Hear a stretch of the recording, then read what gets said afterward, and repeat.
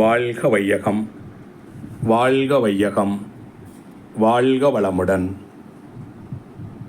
குரு வாழ்க, குருவே துணை, குரு அடி போற்றி. ஆதியனும் பரம்பொருள் மெய், எழுச்சி பெற்று அணியன்ற உயிராகி அணுக்கள் கூடி மோதி இணைந்து இயங்குகின்ற நிலைமைக்கேற்ப மூலகங்கள் பலவாகி அவை இணைந்து பேதித்த அண்ட கோடிகளாய் மற்றும் பிறப்பு இறப்பு இடை உணர்தல் இயக்கமாகி நீதி நெறி உணர் மாந்தராகி வாழும் நிலை உணர்ந்து தொண்டாற்றி இன்பம் காண்போம். சிந்தனையாளர்களே, அறிவிற்சிறந்த மனவளக்கலை அறிஞர் பெருமக்களே, அனைவருக்கும் இனிமையான காலை வணக்கங்களை வாழ்த்துக்களாக பகிர்ந்து மகிழ்கின்றேன். வாழ்க வளமுடன். இந்த அற்புதமான நிகழ்ச்சியை சிறப்பாக நடத்தி கொண்டிருக்கக்கூடிய உலக சமுதாய சேவா சங்கத்தின் ஐடி இயக்குநரகம் மற்றும் பொறுப்பாளர்கள் அனைவரையும் வணங்கி நன்றி கூறி ஆசான் அருட்தந்தை வேதாத்ரி மகரிஷி அவர்களின் ஆசிகளோடு கண்ணால் காண்பதும் பொய், காதால் கேட்பதும் பொய், தீர விசாரிப்பதே மெய் என்கிற வரிசையிலே தீர விசாரிப்பதே மெய் என்கிற தலைப்பில் சிறிது நேரம் உரை நிகழ்த்த இருக்கின்றேன். வாழ்க வளமுடன். உயிர் அறிந்தால் அறிவறியும் உண்மை தோன்றும், உலகமெல்லாம் உயிருக்குள் இருக்க காணும். உயிரறிந்த அறிவாலே உலகை நோக்க உயர்வு தாழ்வில்லாத சமநிலை சித்திக்கும். உயிரறியா அறிவு நிலை மாயையாகும், ஒப்பற்ற உயிரறிய ஞானமாகும். உயிராயும் அறிவாயும் தெய்வமாயும் ஓங்கும் உயர் மறைபொருள் நான் உண்மை தேர்வோம். வாழ்க வளமுடன். உயிரறிய ஞானம் என்கிற தலைப்பிலே இந்த ஒரு சிறப்பான கவியை மகரிஷி அவர்கள் உயிர், அறிவு, தெய்வம் என்ற 3 நிலையாக ஓங்கி உயர்ந்திருக்கக்கூடிய மறைபொருள் நான் அப்படிங்கிற உண்மை, அதை தேர்வோம் என்கிற வகையிலே இந்த கவி கொடுக்கப்பட்டிருக்கிறது. நமது தலைப்போ தீர விசாரிப்பதே மெய் என்பதாகும். மெய் என்றால் உண்மை என்று பொருள். இங்கே மகரிஷி அவர்கள் ஒரு மறைபொருள் நான், அது உண்மை என்று தேர்வோம் என்று இதை விளக்கி இருக்கிறார்கள். அந்த அடிப்படையிலே தீர விசாரிப்பதே மெய் என்கிறது, அதுதான் உண்மை என்று பொருள். உண்மை என்றால் அது ஒரு மெய்ப்பொருள், அது மாறாதது, மாற்றமில்லாதது, வேறொன்று இல்லாதது, அப்படி இருக்கக்கூடிய ஒன்று. அப்படி அந்த உண்மையை நாம் தீர விசாரிப்பதின் மூலமாகத்தான் அறிய முடியும் என்பதுதான் இந்த சொற்றொடரோட நியதி. இதை சாதாரணமாக நாம் பயன்படுத்துகின்றோம். கண்ணால் காண்பதும் பொய், காதால் கேட்பதும் பொய் என்று. இந்த கண்ணும் காதும் எப்படி நமக்கு கிடைத்தது என்பதை பார்க்க வேண்டும். முதலிலே மனிதன் உருவான விதத்தை பார்க்க வேண்டும். ஆதியிலே ஒன்றுமில்லாமல் இருந்த இருப்பு நிலையே அசைந்து அணுவாகி அணுக்கள் கூடிய பக்குவ நிலையிலே மூலகங்கள் தோன்றி அவற்றிலே தன் மாத்திரைகள் என்று சொல்லக்கூடிய அழுத்தம், ஒளி, ஒளி, சுவை, மனம் இவைகளை முதலிலே வெளிப்படுத்திய மூலகங்களை பௌதிகம் என்று பிரித்து தோற்ற பொருட்களாகி, இவ்வாறு தோற்றக்களங்கள் உருவாகிய பிறகு இந்த தோற்றத்தில் இருக்கக்கூடிய தன்மைகளை எல்லாம் உணரத்தக்க அளவிலே பஞ்சபௌதிக கூட்டுக்குள்ளே அதிலே விண் என்ற ஒரு சிறப்பு இயக்கம் அமைத்து கொண்டு இயங்கும் பொழுது அதனால் ஏற்பட்ட ஒரு திறன், அது உணர்தல் என்கிற திறன் என்ற அளவிலே உயிரினங்கள் தோன்றுகின்றன.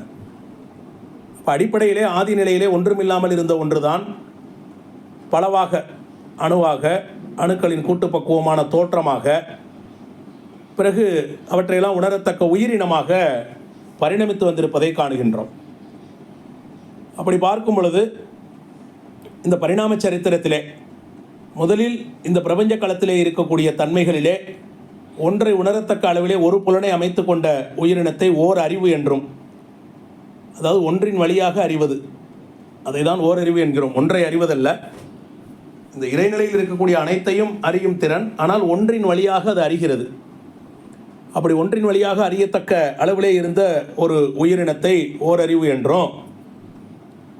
பிறகு அது இயல்பூக்க நியதிப்படி தன் மாற்றத்தால் இந்த பூ உலகிலே ஏற்பட்ட காலச்சூழலுக்கு ஏற்ப பருவநிலை மாற்றம் மற்றும் பல பூகோள ரீதியிலான சிக்கல்கள் அல்லது இயற்கை பேரழிவுகள் இவற்றால் இந்த ஏற்பட்ட மாற்றத்தை தாக்கு பிடித்து தாங்கி இருந்தவையெல்லாம் தப்பி பிழைத்து தன்னை போல் ஒரு புதிய உயிரினத்தை இனி வருங்காலத்திலே இந்த புதிய சூழலுக்கு ஏற்ப வாழும் பக்குவ நிலையோடு அமைத்து கொண்டு உருவாக்கியது. அப்படி உருவாகும் பொழுதுதான் பரிணாமம் நடக்க முடியும். அப்படி பரிணமிக்கும் பொழுது ஒன்று வழியாக அறிந்த உயிரினம் பிற்பாடு 2 புலன்களை உருவாக்கி கொண்டு 2 வழியாக அறிகிறது. இவ்வாறு 3, 4, 5 என்று இந்த பிரபஞ்ச களத்திலே இருக்கக்கூடிய 5 தன்மைகளை அழுத்தம், ஒளி, சுவை, மனம் என்கிற இந்த 5 தன்மைகளையும் உணரத்தக்க அளவிலே உருவாக்கியது. 5 உருவாகுவதற்கு 5ஐயும் அறிவதற்கு ஏற்ற புலன்களை ஒவ்வொரு உயிரினமும் தனக்கிட்டே சிறப்பாக அமைத்துக் கொள்கிறது. அதுதான் தோல், நாக்கு, மூக்கு, கண்கள், காது என்பதாகும். ஆக இந்த பிரபஞ்சத்தில் இருக்கக்கூடிய தன்மைகளை உணரத்தக்க அளவிலே இந்த புலன்கள் கிடைத்து விட்டன. இந்த பிரபஞ்சத்துக்கு மூலமாக இருக்கக்கூடிய இறைநிலையை உணரத்தக்க, அதாவது அதற்கு ஆதிநிலையை, அதை தான் நாம் இறைவன் என்கிறோம் அல்லது இறைநிலை என்கிறோம். ஆதிநிலையை உணரத்தக்க அளவிலே ஒரு புதிய உயிரினம் பரிணமிக்கிறது. அதுதான் 6வது அறிவை கொண்டிருக்கக்கூடிய மனித இனம். ஆக இது பிரபஞ்ச பரிணாமத்தில் ஒரு உச்ச பேருநிலை, ஆகச்சிறந்த உயிரினம். அது மனிதனாக பரிணமித்து வரும் பொழுது மனம் என்ற ஒரு சிறப்பு இயக்கத்தை பெறுகிறது. இந்த மனத்தினுடைய சிறப்பு என்னவென்றால், புலன்கள் பெறக்கூடிய அனுபவத்தை கொண்டு அதை பிரித்து உணர்ந்து இன்னதென்று பதிவு செய்து கொள்வதும் மீண்டும் நினைவுபடுத்தி எடுத்து செய்யக்கூடிய வேலையை செய்கிறது. ஆனால் உயிரினங்களிலே மனம் இருக்கிறது, மனிதனிடம் முழுமை பெறுகிறது என்று அதை புரிந்து கொள்ள வேண்டும். மனிதனிடம் புரிந்து கொள்ளக்கூடிய நிலையில் என்ன இருக்கிறது என்றால், தன்னையே அறியும் திறனோடு இருக்கிறது. அதாவது இந்த புலன்களை கொண்டு பெறக்கூடிய அனுபவங்களை, இந்த புலன்கள் பெறக்கூடிய அறிவை பிரித்து அறியக்கூடிய தன்மைக்கு மேலே பகுத்தறியும் திறனை பெறுகிறது. இங்கே பகுத்தறிதலிலே எங்கே வரைக்கும் செல்கிறது என்று பார்க்க வேண்டும். பகுத்தறிதல் என்பது என்னவென்றால், ஒன்றை உடைக்கின்றோம், பிறகு அவற்றை பிளக்கின்றோம், மீண்டும் மீண்டும் பிளந்து பிளந்து பிளந்து பிரித்து பிரித்து அப்படி என்று சொல்லலாம். பிரித்து பிரித்து பிரித்து போவது, இதை பகுத்தறிதல் என்று நாம் சொல்லலாம். விலங்கினங்கள் வரைக்கும் எந்த அளவிலே அது இருக்கிறது என்றால், அது ஓரளவிலே அது பிரித்து பார்க்கிறது. முந்தைய கால அனுபவத்தை கொண்டு, தற்காலத்தில் இருக்கக்கூடிய சூழலை கொண்டு இன்னவாக இருக்கும் என்று ஒவ்வொரு உயிரினமும் ஒவ்வொரு அளவிலே அது வளர்ச்சி பெறுகிறது. மனிதனிடம் வரும்பொழுது எந்த அளவுக்கு பிரித்து பார்க்கக்கூடிய திறனை மனிதனிடம் இருக்கக்கூடிய மனம் பெறுகிறது என்றால், பகுத்து பார்க்கக்கூடிய திறன் என்னவென்றால், அனைத்தையும் பகுத்து பார்த்த பிறகு அணுவிலே போய் நிற்கிறது. அணுவோ அது விண் என்ற பகுதி பொருள், அதுவோ பிரபஞ்சத்தினுடைய கட்டமைப்புக்கான மூலப்பொருள். இந்த பிரபஞ்சம் விண்ணிலிருந்து தொடங்கியது. அந்த மூலப்பொருளை மேலும் பிரித்து பார்க்கும் பொழுது இறைத்துகள் என்ற அளவிலே இருக்கிறது. இறைத்துகளுக்கு மூலமாக இருக்கக்கூடிய இறைநிலையையும் பகுத்து பார்க்கும் திறன் மனிதனிடம் இருக்கிற மனதிடம் உள்ளது. இதை நாம் புரிந்து கொள்ள வேண்டும். எல்லாம் பகுத்தறிதல் தான். ஆனால் எது பகுத்தறிவு என்று இங்கே புரிந்து கொள்ள வேண்டும். மேலோட்டமாக நாம் ஆண், பெண், நிறவர்ணம் இப்படியெல்லாம் பகுத்து பார்ப்பதல்ல. நல்லது கெட்டது என்பது அல்ல. அது ஒரு மேலோட்டமான புரிதல். பகுத்தல் என்பது ஒட்டுமொத்தமாக பகுத்து பார்க்கும்போது ஆதிநிலையிலே அடிநிலையிலே என்ன வருகிறது என்று பார்ப்பது. இதைத்தான் வள்ளுவர் அவர்கள் எப்பொருள் எத்தன்மையதாயினும் அப்பொருள் மெய்ப்பொருள் காண்பது அறிவு என்று குறிப்பிடுகிறார்கள்.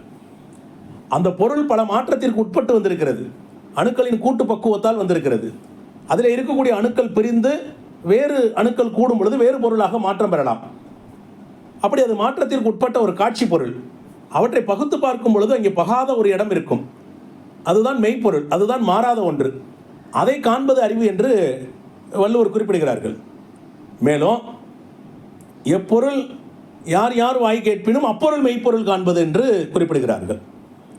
யாரோ ஒருவர் ஒரு செய்தியை சொல்கிறார் என்றால் அதற்கு மெய்ப்பொருளாக அதில் இருக்கக்கூடிய உட்பொருள் என்ன, அதிலே ஏற்றம் மிகாமல் அடிநிலையிலே இருக்கக்கூடிய பொருள் என்ன என்று பார்ப்பது.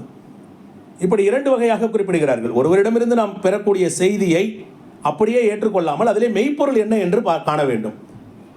இன்னொன்று, ஒரு பொருளை பார்க்கின்றோம். பொருள் என்று நாம் சொல்லக்கூடிய ஒரு காட்சியை, அந்த கூட்டு பக்குவ நிலை மாறிக்கொண்டே இருப்பது, அவற்றிலே மாறாத ஒன்று இருக்கும் அல்லவா, அவற்றை பார்ப்பது. இப்படித்தான் இரண்டு குறளையும் நாம் பார்க்க வேண்டும். ஒன்று எப்பொருள் எத்தன்மையதாயினும் அப்பொருள் மெய்ப்பொருள் காண்பது அறிவு. அதனுடைய மெய்ப்பொருள் என்னவென்றால் ஆதி நிலையிலே ஒன்றுமில்லாமல் இருக்கக்கூடிய அந்த சுத்தவெளி என்ற நிலையை குறிப்பிடுவது. இங்கே எப்பொருள் யார் யார் வாய் கேட்பினும் அப்பொருள் மெய்ப்பொருள் காண்பது அறிவு என்று குறிப்பிடும் பொழுது யார் யார் என்ன சொன்னாலும் அவர் தான் கண்டவற்றிலிருந்து குறிப்பிடுகிறார்கள். அவர் எவ்வாறு காணுகிறார்கள் என்று பார்த்தால் தான் கண்ணால் கண்டவற்றை பேசுகிறார் அல்லது தான் காதால் கேட்டவற்றை பேசுகிறார். ஆனால் அதிலே உண்மைத்தன்மை இருக்கிறது தான். ஆனால் அதிலே மாற்றமில்லாத ஒரு உண்மைத்தன்மை இருக்கும். இது மாறிக்கொண்டிருக்கக்கூடிய நிகழ்ச்சியை தன் உணர்வால் பெற்ற அல்லது தன் புலனால் பெற்ற அறிவை கொண்டு இவர் பேசுகிறார். அது ஒரு பகுதி உண்மையாக கூட இருக்கலாம். அந்த பகுதி உண்மையை உண்மை என்று நாம் கொள்ள முடியாது. பல பகுதி உண்மைகள் ஒன்று சேர வேண்டும். அதனால தான் மகரிஷி அவர்கள் அவற்றிலே பகுத்துணர்தலால் கிடைக்கும் விளைவுகளை கொண்டு தொகுத்து உணர வேண்டும். பகுத்துணர்வில் தொகுத்துணர்வு பண்பாட்டை உயர்த்தட்டும் என்று குறிப்பிடுகிறார்கள். அப்படி இங்கே நாம் என்ன பார்க்க வேண்டும் என்றால் அவர் தான் கண்களால் பெற்ற அறிவை கொண்டு அல்லது காதுகளால் பெற்ற அறிவை கொண்டு தான் ஒரு அனுமானத்தை கொள்கிறார். அது கண்ணோட்டம் அடைகிறார். ஆனால் அந்த கண்ணோட்டம் உண்மை நிலையிலிருந்து எவ்வளவு தூரம் விலகி இருக்கிறது என்று நாம் அறிய வேண்டும். அப்போ அந்த உண்மைத்தன்மையை நாம் அறிய வேண்டும். அதுதான் கண்ணால் காண்பதும் பொய். பொய் என்றால் உண்மையின் ஒரு கூறு, அதுவே முழு உண்மை அல்ல. அப்படி என்றால் உண்மை என்றால் ஒன்றுதான். ஒரு பகுதியை உண்மை என்று நாம் எடுத்துக்கொள்ள முடியாது. உதாரணத்திற்கு யானை எவ்வாறு இருக்கிறது என்று கேட்கிறோம். ஒரு வாளை பார்த்து விட்டு ஒரு மெல்லிய ஒரு குச்சி போல் இருக்கிறது என்று குறிப்பிட்டால் அது உண்மைதான். யானையிலே மெல்லிய குச்சி போன்ற ஒரு அமைப்பு பின்புறத்திலே தொங்கிக் கொண்டிருக்கிறது. தூண் போன்ற ஒரு அமைப்பு முன்புறத்திலே தொங்கிக் கொண்டிருக்கிறது. ஆனால் இதுவே உண்மை அல்லவா? இதுவே யானை என்று நாம் எடுக்க முடியாதல்லவா? இவற்றை கொண்டு நாம் ஒரு கண்ணோட்டத்தை எடுக்கும் பொழுது ஒரு யானையை நாம் முழுமையாக புரிந்து கொள்ள முடியாதல்லவா? அல்லது ஒரு யானையை நாம் இன்னொரு புரிய வைக்க முடியாதல்லவா? அல்லது இதை யானை என்று நாம் கொல்லவும் முடியாதல்லவா? அது பொய் என்று தானே சொல்ல வேண்டும். அப்போ உண்மை என்பது மாறாத உண்மை என்று ஒன்று இருக்கிறது. அவற்றை கண்ணால் ஒரு பகுதியை பார்த்துவிட்டு காதால் ஒரு பகுதியை கேட்டுவிட்டு அதை சொல்வது என்பது அபத்தம் என்று நாம் கொள்ள வேண்டும். ஆக இந்த அளவிலே இருந்து நாம் இந்த சிந்தனையை விரிக்கின்றோம். அப்போ கண்ணால் காண்பது பொய், காதால் கேட்பது பொய் என்று எந்த அளவிலே நாம் குறிப்பிடுகிறோம் என்றால் இறைநிலையோ ஆதிநிலை அது சர்வ வல்லமையுடையது, அது எங்கும் வியாபித்திருப்பது. மகரிஷி அவர்கள் இறைநிலை குறித்து விளக்கம் கொடுக்கிறார்கள். வற்றாய் இருப்பு, பேராற்றல், பேரறிவு, காலம் என்ற 4 வளங்களை குறிப்பிடுகிறார்கள். 4 வளங்கள் இந்த நூற்றாண்டிலே தந்த மகான் அவர்கள் தற்காலத்திலே புரிந்து கொள்ள அளவிலே அதை குறிப்பிடுகிறார். முந்தைய காலத்திலே சொன்ன ஞானிகள் அவற்றை விளக்குகிறார்கள். எப்படி என்றால் ஆக்கம் அளவு இறுதி இல்லாய் அனைத்துலகும் ஆக்குவாய் காப்பாய் அழிப்பாய் அருள் தருவாய் என்று. ஆக்கம் கிடையாது, அளவு கிடையாது, இறுதி கிடையாது. ஆனால் அனைத்துலகும் அதனால் தான் ஆக்கப்பட்டிருக்கிறது. அதுவே தான் மெயின்டெனன்ஸ் பண்ணுகிறது, காத்து வழி நடத்துகிறது. அதுவே தான் வாழ்வதற்கு ஏற்ற அருளையும் பொழிகிறது. அதுவே தான் முடித்து வைக்கக்கூடிய வேலையும் செய்கிறது. அதுதான் அழிப்பாய் என்று சொல்லப்படுகிறது. ஆக அந்த 4ஐயும் குறிப்பிடுகிறார் மகரிஷி அவர்கள். ஆக்கம் அளவு இல்லை, ஆகவே வற்றாய் இருப்பு. அதுவே தான் உருவாக்கத்துக்கு காரணமாக இருக்கிறது. ஆக ஆற்றல் எங்கே இருக்கிறது? ஆற்றல் இல்லாமல் ஒன்றை உருவாக்க முடியாது. பிறகு காத்து வழி நடத்துகிறது, காக்கிறது, அருள் தருகிறது. அப்போ அறிவு எங்கே இருக்கிறது? அது பேரறிவு. பிறகு அழிக்கிறது என்பது காலம். ஆக இவற்றையெல்லாம் தொகுத்து மகரிஷி அவர்கள் 4 வளங்களாக அழகாக குறிப்பிடுகிறார்கள். அதுதான் அப்போ இறைநிலை இத்தன்மையுடையதாக இருக்கிறது. இந்த தன்மையிலே 4 தன்மைகள் இருக்கின்றன. இந்த 4 தன்மைகளிலே வற்றாய் இருப்பு, பேராற்றல், பேரறிவு, காலம் என்ற 4ஐயும் நாம் குறிப்பிடுகின்றோம். இந்த 4ஐயும் தெய்வங்களாக பிற்காலத்திலே நமக்கு சொல்லி வைக்க முயன்றார்கள். விளக்குவதற்கு முயன்றவர்களால் விளக்கி சொல்ல முடியாததாலும் அதை சரியாக புரிந்து கொள்ளக்கூடிய அளவிலே அன்றைய கால மக்களின் அறிவு நிலை வளர்ச்சி இல்லாதாலும் அதை பல்வேறு வகைகளிலே வழிபாட்டின் முறையிலே அதை சொல்ல முயற்சித்தார்கள். அப்படித்தான் லட்சுமி வழிபாடு, குபேர வழிபாடு எல்லாம் அங்கே வந்தது, அல்ல குறையாததாக. பிறகு ஆற்றலை சொல்வதற்கு சக்தி, பராசக்தி வழிபாடுகள் வந்தது. பிறகு அறிவை சொல்வதற்கு சிவ வழிபாடுகளும், அவற்றிலே கலையை எல்லாம் அறிவின் காரணமாக வந்த கலைகளை சொல்வதற்கு சரஸ்வதி வழிபாடுகளையும் நாம் பார்க்கின்றோம். பிறகு முடித்து வைக்கக்கூடிய தெய்வமாக இருக்கக்கூடிய காலன், காளி என்று இப்படித்தான் அது வந்திருக்கிறது. இப்படி எல்லோரும் சொல்லி வைக்க முயற்சி பண்ணதுதான். பிற்காலத்திலே இந்த பொருள் மறைந்து விட்டதால் இந்த வழக்கம் நம்மால் புரிந்து கொள்ள முடியவில்லை. இது பழக்கமாகி போய்விட்டது. இப்படி மகரிஷி அவர்கள் இதற்கு அழகாக விஞ்ஞானப்படுத்த முயற்சி செய்கிறார்கள். ஒரு முழு விஞ்ஞானமாக நாம் எடுத்துக்கொள்ளணுங்கிற அவசியம் கிடையாது. தத்துவத்தை தத்துவமாகத்தான் நாம் பார்க்கின்றோம். அவற்றிலே இன்று நாம் பயன்படுத்தி கொண்டிருக்கக்கூடிய விஞ்ஞானத்தை கொண்டு ஓரளவுக்கு புரிந்து கொள்ள முயலலாம், அவ்வளவுதான். அது விஞ்ஞானப்படுத்தி தான் நிரூபிக்க வேண்டும் என்கிற அவசியமும் இல்லை. இது லாஜிக் என்று குறிப்பிடுகின்றோம். நமது பிரெயின், நமது மூளைக்கு ஏற்றுக்கொள்ளத்தக்க அளவிலே இருந்தால் போதுமானது, அவ்வளவுதான். வெற்று நம்பிக்கைகளுக்கு பதிலாக நம்மளுடைய அறிவுக்கு பொருத்தமாக இருந்தால் போதுமானது. அறிவியல் அப்படி அல்ல. அறிவியல் அறிவுக்கு மட்டும் பொருத்தமாக இருந்தால் பத்தாது, கருவிகளுக்கு பொருத்தமாக இருக்க வேண்டும். காலதூர பருமன் வேகம் என்ற அவர்கள் வைத்திருக்கக்கூடிய சில கணக்கீடுகள் இருக்கின்றன. அப்படித்தான் அதை அறிவியல் பூர்வமாக விஞ்ஞானத்தால் அதை சொல்ல முடியும். அது வேறு கதை. நான் எல்லாவற்றையும் அதற்குள்ளே தொகுத்து பார்க்க வேண்டும் என்று அவசியமில்லை. ஆனாலும் கூட மகரிஷி அவர்கள் இன்றைய கால ஏற்றமிகு விஞ்ஞானத்தை கொண்டு இதை தெளிவுபடுத்த முயற்சியிருக்கிறார்கள். அந்த அடிப்படையிலே மேலும் 3 திறன்களை கொண்டதாக குறிப்பிடுகிறார்கள். அந்த 3 திறன்கள் தான் அது தன்மாற்றம், இயல்பூக்கம், கூர்தலறம் என்ற இந்த 3 திறன்களை கொண்டுதான் தன் மாற்றத்தின் காரணமாக ஒன்றே பலவாக உருவாகி அவற்றின் தன்மைகளை தனக்குள் அடக்கமாக வைத்துக்கொண்டு மேலும் புதிய வடிவங்களாக வந்திருப்பதாக மகரிஷி அவர்கள் குறிப்பிடுகிறார்கள். அப்படி வந்ததுதான் தோற்ற பொருள்கள் அத்தனையும். மேலும் உயிரினங்களாக வரும் பொழுது இயல்பூக்க நியதிப்படி முதலிலே தோற்றம் உருவாகி இயல்பூக்க நியதிப்படி புதிய ஊக்கம் பெற்று, அதாவது தன் அளவிலே அறிவும் ஆற்றலும் முழுமையாக பெற்றிருக்கக்கூடிய ஒரு உயிர் அவற்றை முற்றிலுமாக தான் பயன்படுத்த முடியாத ஒரு சூழல் ஏற்படும் பொழுது தன் அளவிலே அதற்குள் இயக்கம் ஏற்பட்டு காலத்தால் பல மில்லியன் ஆண்டுகள், ஆயிரக்கணக்கான ஆண்டுகளுக்கு பிந்தைய காலத்திலே அந்த இயக்கமே ஊக்கம் பெற்று இயல்பாக ஊக்கம் பெற்று ஒரு புதிய புலன்களை அமைத்துக் கொள்கிறது. அந்த உயிரினமே தன்னிடம் இருக்கக்கூடிய ஜீவகாந்த சக்தியை கொண்டு மேலும் மேம்பட்ட உயிரினமாக ஒன்றிலிருந்து ஒன்றாக மலர்ச்சி பெறுகிறது. அப்படி மலர்ச்சி பெற்று வந்துதான் 6வது அறிவாக மனிதனிடம் வருகிறது. இப்படி வரும் பொழுது ஒவ்வொரு உயிரினமும் ஒவ்வொன்றை பெற்றுக்கொண்டு இந்த ஒவ்வொரு புலனை பெற்றுக்கொண்டு புலனின் வழியாக இந்த பிரபஞ்சத்தை அது அனுபவம் செய்ய முயற்சி செய்கிறது, புலனால் அறிய முயற்சி செய்கிறது. ஆனால் புலன்களுக்கு எல்லை கட்டப்பட்ட அறிவோடு தான் நாம் இருக்கின்றோம். மனிதனிடம் வந்து விடுவோம். மனிதனிடம் 5 புலன்கள் இருக்கின்றன. மேலும் 6வதாக மனமும் இருக்கிறது. இப்போ புலன்களால் எத்தனை தூரம் இந்த உலகத்தை பார்க்க முடியும்? கண்களால் என்னால் எவ்வளவு தூரம் பார்த்து விட முடியும்? காதுகளால் எத்தனை தூரத்தில் உள்ள சத்தத்தை கேட்க முடியும்? எல்லாத்திற்கும் உயர் தாழ் என்ற ஒரு அளவு இருக்கிறது. அந்த அளவுக்கு உட்பட்டு தான் எனது புலன்களை கொண்டு நான் அப்சர்வ் செய்ய முடியும், இந்த உலகத்தை காண முடியும். ஆக எனது புலன்களை கொண்டு நாம் காணும் இந்த உலகம் மிக மிக மிக குறுகிய அளவு கொண்டது. 1% கூட இல்லை என்று நாம் சொல்ல முடியும். ஆனால் மனித அறிவோ பெரியது. அது தனது சிந்திக்கும் அறிவை கொண்டு, மனதை கொண்டு சிந்திக்கிறது. சிந்திக்கும் அறிவை கொண்டு, அறிவே மனமாக இங்கே 6வது அறிவின் சிறப்பாக வந்திருக்கிறது. இந்த சிந்தனையை கொண்டு என்ன செய்கிறது என்றால், தூரத்தில் இருக்கக்கூடிய பொருளை காண்பதற்கு டெலஸ்கோப்பை உருவாக்கியது. தன் கண்களால் காண இயலாத நுண்ணிய அளவிலே இருக்கக்கூடிய பொருளை காண்பதற்கு நுண்பெருக்கியை உருவாக்கியது. ஆக நுண்பெருக்கியை கொண்டும் தொலைநோக்கியை கொண்டும் இந்த பிரபஞ்சத்திலே எத்தனை தூரத்தை நாம் பார்த்திருக்க முடியும்? எவ்வளவு நுண்ணிய நிலையிலே இருப்பதை பார்த்திருக்க முடியும்? யோசித்து பார்த்தால் 10 முதல் 15% மேல் இல்லை என்கிறது விஞ்ஞானம். விஞ்ஞானமோ என்ன சொல்கிறது என்றால் 10 முதல் 15% இந்த பிரபஞ்சத்தை பார்த்திருப்போம் என்று நம்பப்படுகிறது. இது ஒரு அப்படி என்று நம்பப்படுகிறது. அவற்றை கொண்டுதான் விஞ்ஞானம் அந்த அடிப்படையிலே அனுமானத்தை கொண்டு, அந்த அனுமானங்களை கொண்டு, அந்த அனுமானத்துக்கு உட்பட்ட ஆய்வுகளை கொண்டு தான் பிரபஞ்ச கருத்துக்களை அது முன்வைக்கிறது. ஆக நமக்கு இயற்கையாக வழங்கப்பட்ட புலன்களை கொண்டு அல்லது நாம் அறிவை கொண்டு உருவாக்கி வைத்திருக்கக்கூடிய விஞ்ஞான கருவிகளை கொண்டு இந்த பிரபஞ்சத்தை நாம் முழுமையாக காணவில்லை. அப்படி முழுமையாக காணாத ஒன்றை கொண்டு எதை உண்மை என்று நாம் நம்புவது? இன்று வாழ்க்கையில் பல சிக்கல்கள் மலிந்து கிடக்கின்றன, துயரங்கள் இருக்கின்றன, துக்கங்கள் இருக்கின்றன. எல்லோரும் வழக்கு தொடுக்கிறார்கள். ஏன் எனக்கு துன்பம் ஏற்படுகிறது என்று இறைவனிடமே வழக்கை தொடுக்கிறார்கள். உனக்கு கண் இல்லையா என்று கேட்கிறார்கள். எல்லோருக்கும் நன்மையை செய்துவிட்டு என்னை மட்டும் துன்பப்படுத்துகிறாரே என்று கேட்கிறார்கள். இப்படி பல கேள்விகளை இறைவன் முன்னே கூட வழக்கை தொடுக்கிறார்கள். ஆக இன்பமாக வாழ வேண்டிய மனிதன் 6வது அறிவின் சிறப்பாக இந்த தோற்ற ரகசியத்திலேயே ஆகப்பெரும் உச்சப்பேறு இனமாக தோன்றியிருக்கக்கூடிய மனிதன் இன்பமாக அல்லவா வாழ வேண்டும். ஆனால் துன்பமாக வாழ்ந்து கொண்டிருப்பதற்கான காரணம் என்னவென்றால், இந்த கண்களை கொண்டும் காதுகளை கொண்டும் அல்லது புலன்களை கொண்டு தான் பெற்ற இந்த அனுபவங்களை கொண்டு தான் ஒரு அனுமானத்தை அடைகிறான். அதை கொண்டு தனது கண்ணோட்டம் அமைகிறது. அந்த கண்ணோட்டத்தின் அடிப்படையிலே தன்னை தாழ்வாகவோ அல்லது உயர்வாகவோ எண்ணிக்கொள்கிறான். மேலும் தான் அனுபவிக்கும் அனுபவ பொருள்களினால் அவன் நிறைவு பெறுவதில்லை. உண்மைதான். எப்படி நிறைவு பெற முடியும்? ஆக முழுமுதற் பொருளாக இருக்கக்கூடிய ஆக பெரும் பொருளை அடையாத வரைக்கும் அந்த மூலப்பொருளால் உருவாக்கி தந்திருக்கக்கூடிய சிறிய பொருள்களை நான் சிறப்பு என்று எடுத்து அனுபவித்து அவற்றில் சிறிது நேரம் இன்பத்தை அனுபவிக்கிறோம்.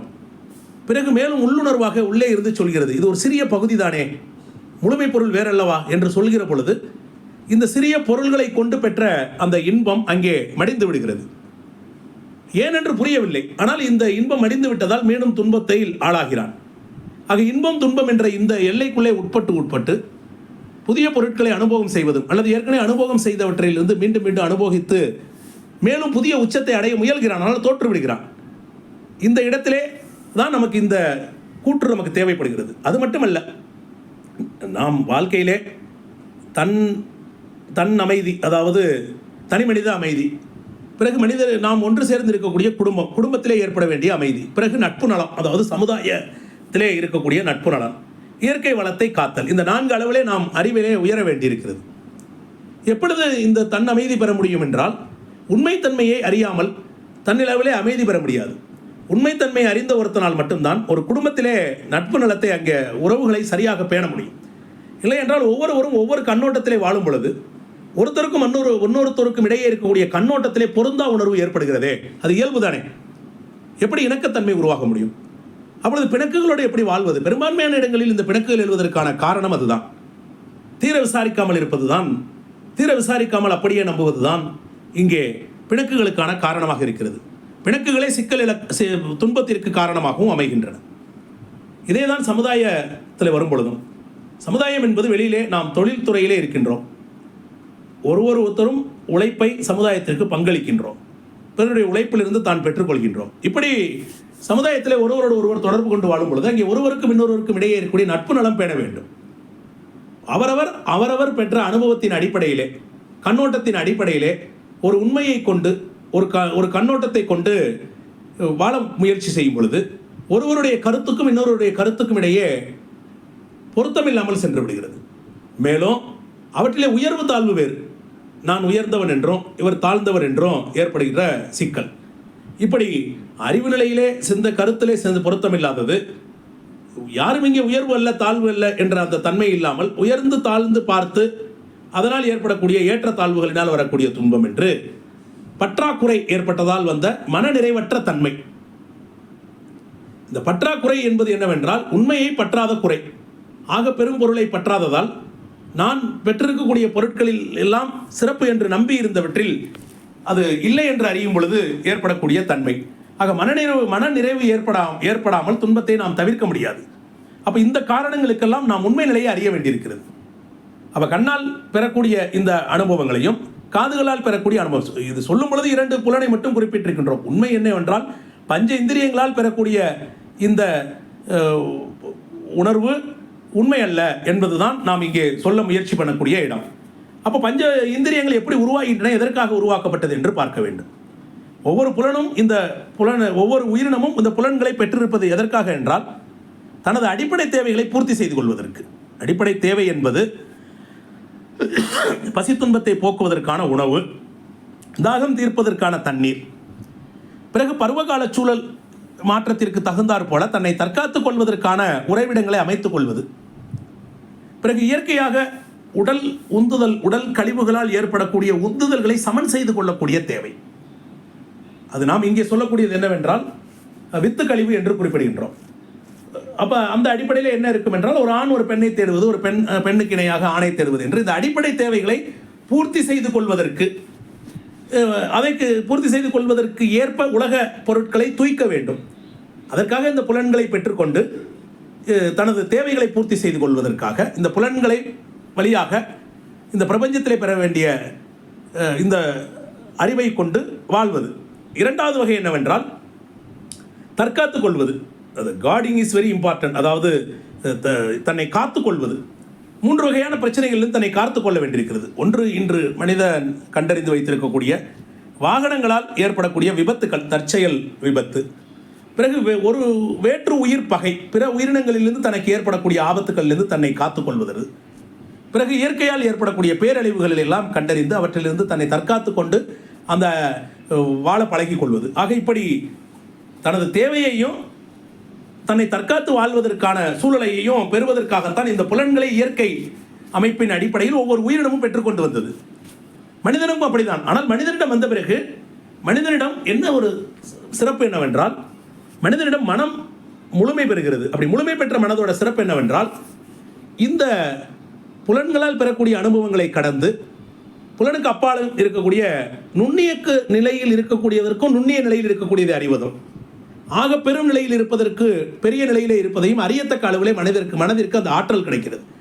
ஆகவே இயல்பாகவே மனிதனிடம் வித்து சக்தி அதிகரிக்கிறது.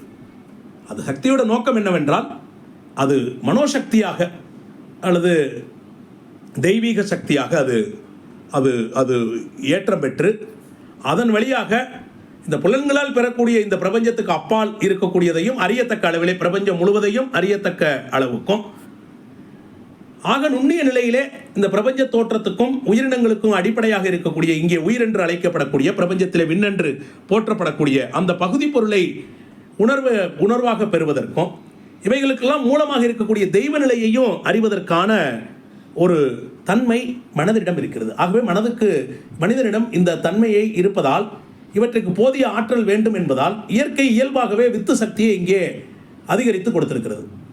ஆனால் இந்த வித்து ஆற்றலை நாம் இந்த மேம்பாடு தெரியாமல், மனதினுடைய சிறப்பு அறியாமல், எதற்காக வழங்கப்பட்டிருக்கிறது என்பதை மனிதன் அறியாமையின் காரணமாக இந்த ஆற்றலை புலன்களை இயக்கி அனுபவிக்க பழகுகிறான். ஆகவே மனிதன் புலனை இயக்குவதற்கு இயக்கி அவற்றால் பெறக்கூடிய அனுபவங்களை பெற்று, அதனால் வரக்கூடிய அனுபவத்தை இன்பம் துன்பம் என்று பிரித்து, அவற்றிலே பெறக்கூடிய இன்பத்தை இன்பம் என்று மயங்கி அந்த இன்பத்தை மீண்டும் மீண்டும் அனுபவிக்க வேண்டும் என்று இந்த சக்தியை இழக்கிறான். ஒன்று சக்தி இழப்பு. அது எதற்காக இந்த சக்தி வழங்கப்பட்டதோ அதற்கு பயன்படுத்தாமல் புலனை இயக்க பயன்படுத்துகிறான். இரண்டாவது, இந்த புலனை தொடர்ந்து இயக்கி பழக்குவதால் இந்த புலனோ பொருளின் மீது அடிமையாகி விடுகிறது. தனக்கு இன்பம் இந்த பொருளில் இருந்து வந்தது என்று நம்பி அந்த பொருளை மீண்டும் மீண்டும் அனுபவம் செய்ய வேண்டும் என்று பொருளின் அடிமையாகி விட்டது. இப்படி அது வெறிபிடித்து போய்விட்டது. திருமூலர் அவர்கள் குறிப்பிடுவது போல, பார்ப்பானகத்தினிலே பார்ப்பசு 5 உண்டு, அது மெய்ப்பாருமின்றி வெறித்து திரிகின்றன. அதற்கு மெய்ப்பாரும் கிடைத்து வெறியும் அடங்கிவிட்டால் இது பாலாய் சொரியுமே என்று குறிப்பிட்டது போல, முதலிலே நாம் இந்த புலன்களை நமக்கு வழங்கப்பட்டது எதற்காக என்றால், ஒவ்வொரு உயிரினமும் இந்த 2 அடிப்படை, அதாவது ஒன்று தேவை, இன்னொன்று தன்னை காத்துக்கொள்வது, இந்த 2 தன்மைகளுக்காகத்தான் மனிதனுக்கும் வழங்கியிருக்கிறது. ஆக மனிதன் இந்த உலகத்திலே வாழும் பொழுது தன் கண்களால் தான் வசிக்கக்கூடிய இடத்திலே இருக்கக்கூடிய பொருட்களை, உயிர்களை, தனக்கு தீங்கு விளைவிக்கக்கூடிய உயிரினங்களிலிருந்து விலகி இருப்பதற்கும், தனக்கு தேவையான பொருட்களை எங்கு இருக்கிறது என்று கண்டறிந்து தேடி எடுத்து தனது வாழ்வையை சிறப்பாக அமைத்துக் கொள்வதற்காகவும் வழங்கப்பட்டதுதான் இந்த கண்கள் என்று புரிந்து கொள்ள வேண்டும். ஆனால் கண்களை கொண்டு நாம் இன்பம் அனுபவிக்க வேண்டும் என்ற அளவிலே இன்று சென்று விட்டோம். காட்சிகளை பார்ப்பதும், காட்சிகளிலே மயங்குவதும், மீண்டும் மீண்டும் காட்சிகளை பார்ப்பதுமாக ஒன்று ஆற்றல் செலவழிகிறது, இன்னொன்று புலன்கள் தன் திறனை இழக்கிறது, மேலும் அடிமைத்தனத்திலும் வருகிறது. இப்படி புலன் விடுதலை பெற வேண்டியிருக்கிறது. இதுதான் முதல் கட்டம். மனம் புலன்களில் இருந்து மனம் ஆக சிறிய பொருளை பார்ப்பதற்கும் ஆக பெரும் பொருளை பார்ப்பதற்கும் உரிய தன்மையிலே நுணுக்கரிய நுண்ணிய நிலையிலேயும் நோக்கரியதையும் நோக்கக்கூடிய அளவிலேயும் இருக்கக்கூடிய 6வது அறிவின் சிறப்போ இந்த புலன்களிலே மயங்கி கிடக்கிறது. அப்போ மனிதனிடம் முதலிலே இந்த புலன்களிலிருந்து விடுதலை உணர்வு வேண்டும். அப்படி விடுதலை உணர்வு வேண்டும் என்பதற்காக மனதிற்கு பழக்கம் வேண்டும், அதற்கு பயிற்சி வேண்டும். மகரிஷி அவர்கள் அதற்கு பயிற்சி கொடுத்து அதை பழக்கி விடுகிறார்கள். அதுதான் நமது எளிய முறை குண்டலினி யோகத்தினுடைய சிறப்பு. இப்பொழுது மனதுக்கு இந்த திறனை ஊட்ட வேண்டும். திறனை ஊட்டுவதன் மூலமாக மட்டும்தான் நாம் விசாரணையை தொடங்க முடியும்.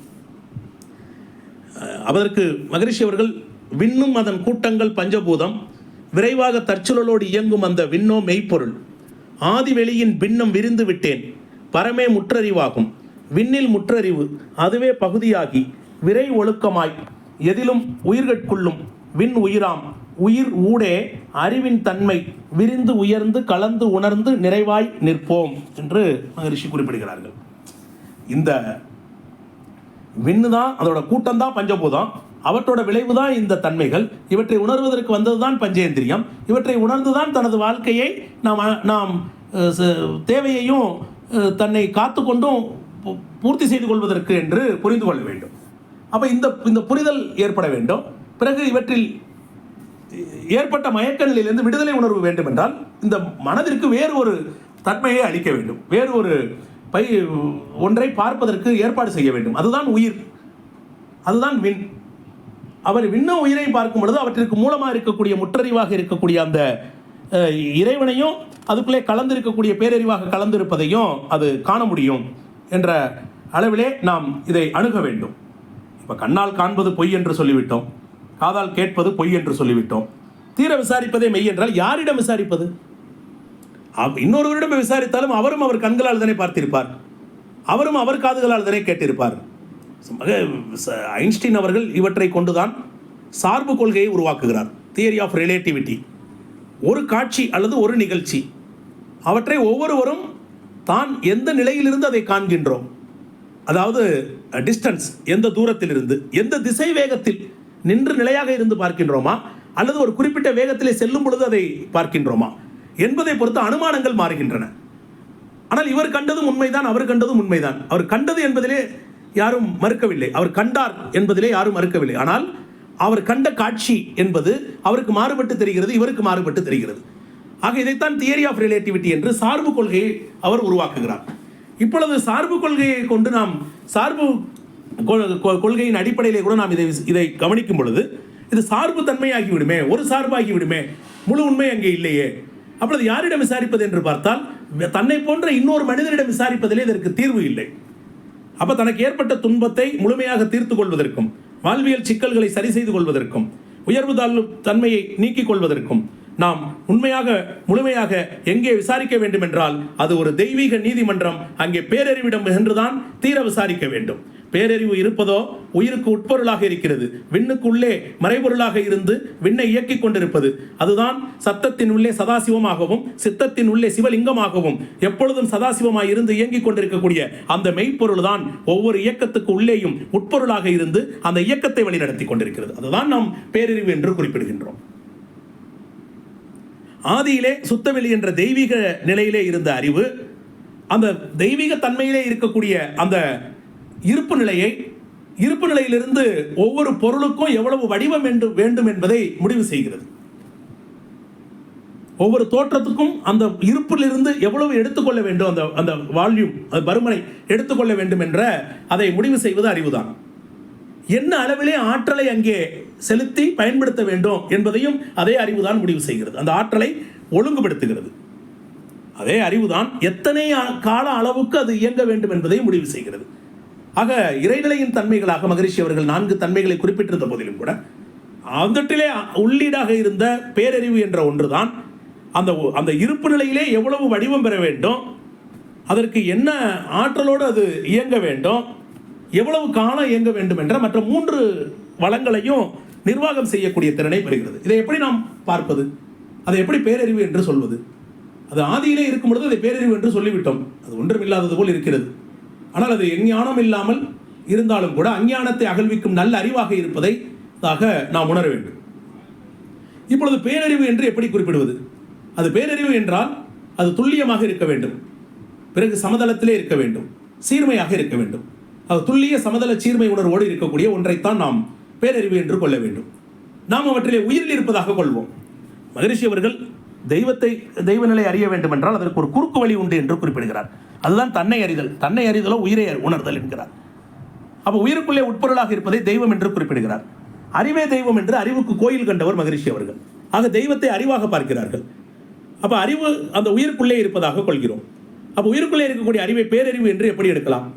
ஓரறிவு முதல் 6 அறிவு வரை புல்லாய் பூடாய் புழுவாய் மரமாய் பல்விருகமாகி பறவையாய் பாம்பாய் கல்லா மனிதராய் பேயாய் கணங்களாய் வல்ல அசுரராய் முனிவராய் தேவராய் செல்லா நின்ற தாவர சங்கமத்துள் எல்லா பிறப்பும் பிறந்தளித்தேன் எம்பெருமானே என்று சொன்னதற்கிணங்க ஒவ்வொரு உயிரினத்திலும் ஒவ்வொரு தோற்றமாக இருந்து மாற்றமா மையகத்திலே வெவ்வேறு வந்த அறிவாக வந்து நின்ற இந்த அறிவுதான் உயிர்தான், உயிருக்குள்ளே இருக்கக்கூடிய அந்த அறிவுதான் பேரறிவு என்று நாம் இங்கே சொல்ல முயற்சி பண்ணுகின்றோம். எப்படி என்றால் ஒரு உயிர் தன்னை போல் இன்னொரு உயிரை படைக்கிறது, உருவாக்குகிறது, துல்லியமாக இருக்கிறது, அவற்றிலே எந்த அளவிலும் குறைபாடு இல்லை. ஒரு குரங்கு கருப்பைக்குள்ளே குரங்கு குட்டியை உற்பத்தி செய்கிறது, ஒரு பன்றியின் கருப்பைக்குள்ளே பன்றி குட்டியைத்தான் உற்பத்தி செய்கிறது, மனித கருப்பைக்குள்ளே மனித குட்டியை உற்பத்தி செய்கிறது. ஆக வெகு துல்லியமாக அந்த உயிர் எந்த தன்மை இருக்கிறதோ அந்த அறிவில் குளறுபடி இல்லாமல் ஆக துல்லியமாக அவற்றை உருவாக்குகிறது. இரண்டாவதாக பேட்டர்ன், அமைப்பு. ஒரு மனித ஒரு அமைப்பை பார்க்கின்றோம். உலகத்திலே 800 கோடி மக்கள் இருக்கிறார்கள். பலவேறு பகுதிகளிலே மனிதர்கள் வாழ்ந்து கொண்டிருக்கிறார்கள். இருந்த போதிலும் கூட எல்லா மனிதர்களுக்குள்ளும் இருக்கக்கூடிய அமைப்பை காண்கிறோம். கால்கள், கைகள், முகம், தலை என்று. தலை மேலே தான் இருக்கிறது, கால்கள் கீழே தான் இருக்கிறது. முகவாய் மேலேயும் மலவாய் கீழேயும் துல்லியமாக இருக்கிறது. மேலும் முகத்தை பார்க்கின்றோம், தலையை பார்க்கின்றோம். வாய், மூக்கு, கண், காது என்று மிக நேர்த்தியாக ஒரே மாதிரியான வடிவமைப்பை தான் மனித உயிர் தோற்றத்திற்கு எல்லா கருப்பைக்குள்ளும் இந்த உயிர் தன் நிலவிலே உற்பத்தி செய்கிறது. அப்போ எங்கே மாறுபாடை ஏற்படுத்துகிறது என்று பார்க்கின்றோம். அதற்கு மேலே இருக்கக்கூடிய அந்த பதிவுகள் என்று இங்கே நாம் குறிப்பிடலாம். இதுதான் ஜீன் என்று ஜீன் பாரம்பரிய பதிவுகள், அதை ஜெனட்டிக்கல் கேரக்டர் என்று குறிப்பிடுகின்றோம். அது ஜீன் வழியாக கடத்தப்படுகிறது. அதாவது வாழ்ந்து மறைந்த முந்தைய கால மனிதர்களுடைய அனுபவம், பழக்க வழக்கங்கள், அதர் சீதோஷ நிலை, இவைகளுக்கு ஏற்ற ஒரு பெரிய சிறிய மூக்கு, அகன்று விரிந்த கண்கள், நீல பெரிய காதுகள், இப்படி சப்பை வாய் அல்லது சப்பை மூக்கு, பெரிய வாய் சிறிய வாய் என்று இப்படி வடிவங்களிலே ஆக சிறிது பெரிதுமாக இருக்கின்றன. நிறங்களிலே கருப்பு சிகப்பு மாநிறம் என்றும், உருவங்களிலே பெரிது சிறிது என்றும் இப்படி இருப்பதை நாம் காண்கின்றோம். இதெல்லாம் பாரம்பரிய பதிவுகளாக பார்க்கின்றோம். ஆக அடிப்படையிலே ஒரு மனித உரு தோற்றம் என்றால் மனித உரு தோற்றத்திலே துல்லியத்தன்மை இருக்கிறது. அங்கே சமதளத்தில் இயங்குகிறது. பாருங்கள், நீ ஒரு வடகிழக்கு பகுதியைச் சேர்ந்தவன், ஆகவே அவனுக்கு மூக்கை பின்னே வைக்கிறேன் என்று அங்கே எந்த முரண்பாடும் இல்லை. 800 கோடி மக்களுக்கும் ஒரே மாதிரியான தோற்ற அமைப்பை உருவாக்கி இருக்கிறது என்றால் எத்தனை பெரிய பேரறிவாக இருந்திருக்க முடியும்? அதை பேரறிவு என்று சொல்வதிலே என்ன குறை இருக்கிறது என்றுதான் நாம் பார்க்க வேண்டும். அப்போ உயிருக்குள்ளே உட்பொருளாக இருந்து அது ஒரே மாதிரியான துல்லிய நிலையிலையும் சமதளத்திலேயும் இயங்கிக் கொண்டிருந்து ஒரு சீர்மையாக இயக்கத்தை நடத்துகிறது. இருதயம், நுரையீரல், மண்ணீரல், கல்லீரல் என்று உள்ளே ஆக பெரும் இயக்கத்தை மிகச் சிறப்பாக, நுண்ணிய இயக்கத்தில் முதல் பெரிய இயக்கங்கள் வரைக்கும் ஆக சிறப்பாக அனைவருக்குள்ளும் இருந்து இயக்கிக் கொண்டிருக்கக்கூடியது அந்த உயிருக்குள்ளே இருக்கக்கூடிய உட்பொருளாக இருக்கக்கூடிய அந்த பேரறிவு தான் இந்த உயிரை இயக்கி இந்த வேலையை செய்து கொண்டிருக்கிறது. ஆகவே பேரறிவு என்று நாம் கொள்வது இங்கே உயிருக்குள்ளே இருப்பது. உயிரோ பிரபஞ்சத்திலே விண் என்று அழைக்கப்படுவது, பிரபஞ்சத்திலே விண் என்று சொல்லப்பட்டதுதான் இங்கே உயிர் என்று போற்றப்படுகிறது. அப்படி என்றால் நீங்கள் உயிருக்குள்ளே இருக்கக்கூடிய அதே பேரறிவு தான் அந்த விண்ணுக்குள்ளே இருக்கிறது. அந்த விண்ணுக்குள்ளே இருக்கிற பேரறிவு தான் இந்த பிரபஞ்ச களம் முழுவதையும் இயக்கிறது. மகரிஷி அவர்கள் அழகாக குறிப்பிடுகிறார்கள். பேரியக்க மண்டலம் பெரிதுதான் என்ற போதும் அதை ஓர் இயக்கமாய் உந்தன் உடலாய் நான் காண்கின்றேன். சீர் இயக்கங்கள் யாவும் சிந்திக்க பெருமியப்பு. சீர் இயக்கங்கள் யாவும் சிந்திக்க பெருமியப்பு. யார் இயக்க வல்லாரோ உனையன்றி இப்பேரண்டத்தை என்று குறிப்பிடுகிறார். இங்கே உனையன்றி என்பது இறைவனை குறிக்கிறது. இறைவன் என்பது மகரிஷி அவர்கள் அறிவே தெய்வம் என்று அறிவுக்கு கோயில் கண்டதால் அறிவை தான் இங்கே குறிப்பிடுகிறார். ஆக அந்த பேரறிவு தான் சூரியனுக்கும் பூமிக்கும், பூமிக்கும் சந்திரனுக்கும், ஒரு கோளுக்கும் மற்றொரு கோளுக்கும், ஒரு கேலக்சிக்கும் இன்னொரு கேலக்சிக்கும், பிரபஞ்சம் முழுவதும் ஒட்டுமொத்தமாக அது இயங்கும் காலம் வரைக்கும் ஒன்றோடொன்று குறுக்கீடு இல்லாமல் துல்லிய சமதள சீர்மையிலே இயக்க ஒழுங்காக அது இயக்கிக் கொண்டிருப்பதை நாம் உணர வேண்டும். ஆக இந்த பிரபஞ்சம் முழுவதையும் அதே பேரறிவு தான், விண்ணுக்குள்ளே இருந்த அதே பேரறிவு தான் இருந்து இயக்கிக் கொண்டிருக்கிறது. இதைத்தான் அவை அவர்கள் அவனின்றி ஓர் அணுவும் அசைவதில்லை என்று குறிப்பிடுகிறார்கள். ஒரு அணு கூட அசைய முடியாது அவன் என்று இல்லை என்றால். அவன் என்பது அங்கே அந்த அறிவை குறிப்பிடுகிறது, பேரறிவை குறிப்பிடுகிறது. ஆக ஒவ்வொரு உயிரினத்துக்குள்ளும் உயிருக்கு உட்பொருளாக இருந்து இயங்கக்கூடிய அந்த பேரறிவை தான் தெய்வீக நீதிமன்றமாக மனிதனிடம் கூடுதல் அறம், செயல் விளைவுக்கு ஏற்ற நியதியாக மனிதனிடம் ஒரு கணக்கறிவாளனாக வந்துவிட்டது. இந்த பேரறிவு இருப்பு, அதாவது தோற்ற நிலையிலே ஒரு பொருளின் தோற்றம், அதாவது வடிவம், அதற்கேற்ற குணம், அவற்றிலே இயக்க ஒழுங்கு என்று இயங்கிக் கொண்டிருந்தது. உயிரினங்களிலே அது தான் பெற்ற அனுபவத்தெல்லாம் சுருக்கி இறுக்கி இருப்பாக பதிவாக வைத்துக்கொண்டு அடுத்தடுத்த உயிரினங்களிலே அது கடத்தப்படுகிறது. தன் இனப்பெருக்கத்தில் தன்னை போன்ற உயிரினத்திலும் கடத்துகிறது. பிரிதொரு உயிரினம் தோன்றும் பொழுதும் அவற்றில் இதனுடைய தன்மையெல்லாம் முழுமையாக கடத்தப்பட்டு மனிதன் வரைக்கும் கடத்தப்பட்டிருக்கிறது. இப்படி மனிதனிடம் வரும் பொழுது இந்த முந்தைய கணக்குகள் இங்கே பார்க்கப்படுகின்றன. இப்பொழுது மனிதனுடைய அந்த உயிருக்கு உட்பொருளாக இருக்கக்கூடிய அந்த பகுதியிலே கருமையம் என்ற ஒன்றை நாம் காண வேண்டியிருக்கிறது. கருமையம் என்பது இந்த முந்தைய பதிவுகளின் தொகுப்புகளை கொண்டிருக்கிறது. அறிவுக்கு மேலே அது பதிவுகளை கொண்டிருக்கிறது. இந்த பதிவுகளை கொண்டுதான் ஒரு உயிரினத்திலே நாம் சொன்ன அந்த பேட்டனுக்கு மேலே, அமைப்புக்கு மேலே இருக்கக்கூடிய அந்த எலிவேஷன்ஸ், அந்த மேல் பதிவுகளாக அந்த தோற்றத்தினுடைய அழகு அல்லது உருவத்தினுடைய நிறங்கள், அந்த உறுப்பினுடைய நீள அகலங்கள், இவையெல்லாம், அது மட்டும் இல்லாமல் குணங்களும் அதிலே சேர்ந்து விடுகின்றன. இப்போ இங்கிருந்து தான் நாம் விசாரணை நடைபெறுகிறது. இந்த விசாரணைக்கு வரும் பொழுது எங்கே விசாரிக்க வேண்டும் என்றால் இங்கே தான் விசாரிக்க வேண்டும். அப்போ ஒரு மனிதன் தன் அளவிலே ஏற்பட்ட துன்பத்திற்கு காரணம் என்ன, அல்லது தான் கொண்டிருக்கக்கூடிய பொருளை கொண்டு நான், அதாவது கருத்து, இங்கே பொருள் என்பது கருத்து, தான் ஒரு அனுமானத்தை கொண்டிருக்கிறேன், அந்த அனுமானத்தை கொண்டு இன்னார் இப்படி அவர் அப்படி என்று நான் எனக்குள்ளே வைத்திருக்கக்கூடிய அனுமானம் எல்லாம் சரிதானா, இந்த உலகத்தை பற்றிய அனுமானம் சரிதானா என்று எல்லா வழக்குகளும் இங்கே முடிவுக்கு வர வேண்டும். எங்கே முடிவுக்கு வர வேண்டும் என்றால் உயிருக்கு உட்பொருளாக இருக்கக்கூடிய அங்கே அந்த தெய்வீக நீதிமன்றத்திற்கு வர வேண்டும். அங்கே தெய்வீகமும் இருக்கிறது, நாம் கொண்டு வந்திருக்கக்கூடிய கணக்குகளும் இருக்கிறது. இங்கே பேரறிவு இரண்டாக பிரிகிறது. பேரறிவாளனாகவும் கணக்கறிவாளனாகவும் இருக்கிறது.